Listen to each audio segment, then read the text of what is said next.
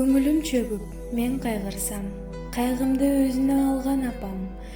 Мен күлүп, кубанычка батсам, бактылуу болосуз го баарынан.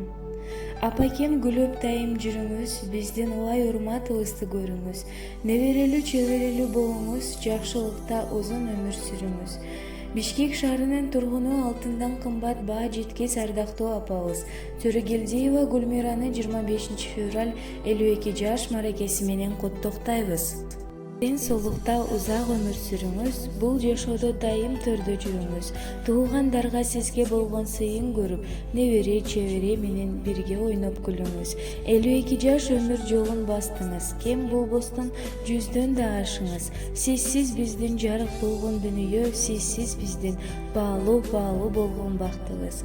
Атам экөөңүздөр биздин бактыбызга аман болуп, адамдык пейилиңиздер менен, ата-энелик мээримиңиздер менен жашоого кут берекет бактылуу бакубат турмушту уланта бериңиздер деп кызыңыз Атыргүл, күйөө балаңыз Жолу, неберелериңиз Раяна, Умар, Кутман куттукташат.